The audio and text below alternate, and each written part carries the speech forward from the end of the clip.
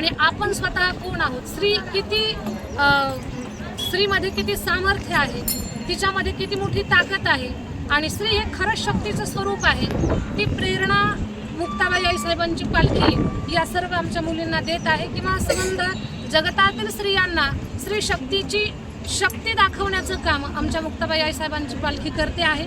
आज मुली सहभागी झाल्या आणि सगळ्यांच्या चेहऱ्यावरती खूप आनंद आहे, सगळ्यांच्या अंतःकरणात खूप उल्हास आहे। पालखीत सहभागी व्हायचं याच्यासाठी मुली पहाटे 4 वाजल्यापासून जाग्या आहेत, आवरत आहेत आणि अगदी छोट्या वयोगटातल्यापासून ते मोठ्या वयोगटातल्या अगदी 3री-4थीच्या वर्गातल्या मुलीपासून ग्रॅज्युएशनपर्यंतच्या मुली सगळ्या पालखी सोहळ्यात सहभागी झाल्या। तर या सगळ्याजणी मुक्ताबाईंचा आशीर्वाद घेऊन अगदी संप्रदायाची सेवा करण्यासाठी एक शक्ती स्वरूपात उभं राहण्याची त्या तयारी करत आहेत। मुक्ताबाईंचा आशीर्वाद त्यांच्यासोबत आहे आणि या प्रसंगी आम्हाला सगळ्यांना आनंद होतो, तो आनंद आम्हाला शब्दात व्यक्त करता येत नाही, म्हणून इथंच मी माझ्या शब्दांना थांबा देते। रामकृष्ण हरी, जय मुक्ताई, सद्गुरू कल्याण स्वामी महाराज की जय। गेवराई ते गढी पर्यंत आम्ही सहभागी झालेलो आहोत आणि गढी या ठिकाणी आई जगदंबा भवानीचं मंदिर आहे। इथं रिंगणाचा सोहळा मुक्ताबाई आईसाहेबांच्या पालखीचा असतो।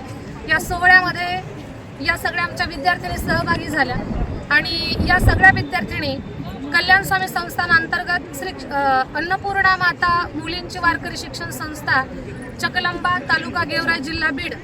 तर चकलंबा या गावी ही मराठवाड्यातली पहिली मुलींची वारकरी शिक्षण संस्था। तिथे मागच्या 16-17 वर्षापासून मुलींना कीर्तनकार, कथाकार, गायनाचार्य, मृदंगवादक अशी मुलींना घडवण्याची सेवा अविरत चालू आहे।